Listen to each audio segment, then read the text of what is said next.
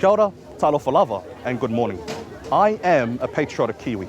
Born and raised in West Auckland, I am an Indigenous person with cultural and ethnic roots flowing from New Zealand Māori, Samoa, Italy, and England.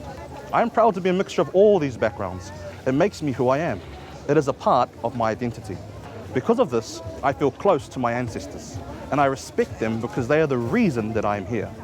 And so, I am proud to be a Kiwi and a person of Indigenous descent, and I'm also proud to be a Zionist. And why would a Māori Samoan from the other side of the world identify as a Zionist? As someone who supports the Jewish people in the land of Israel? Well, for a number of reasons. I, like many of my people, recognize the Jews as the indigenous people of Israel. The Jews have undeniable connections to the land of their ancestors, links that are proven by archaeology, history, literature, and genetics. The Jews are the tangata whenua of Israel. I could recite from memory my Samoan genealogy back to the 1800s, and I have the documents to prove my ancestry all the way back to the 1400s. My ancestors' connection to Samoa is indisputable. But the Jews, they can prove their connection to the land of Israel going back thousands of years. Everyone has heard of King David.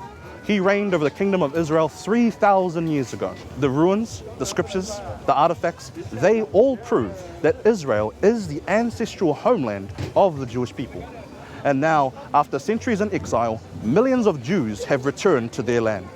I am here in the Otara Flea Market, a bustling, colourful place of racial diversity and plurality, a multicultural place where people from different racial and social backgrounds can all come together and participate in their daily affairs without being persecuted, living and going about their lives in peace.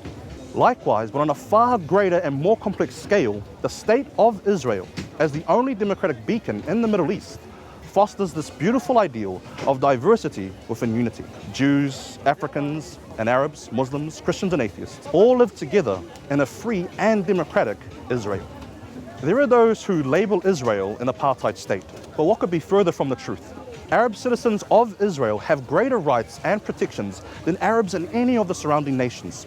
Arabs serve as professors, members of parliament, police officers, and even as judges. Israel may be far from perfect, but apartheid it is not.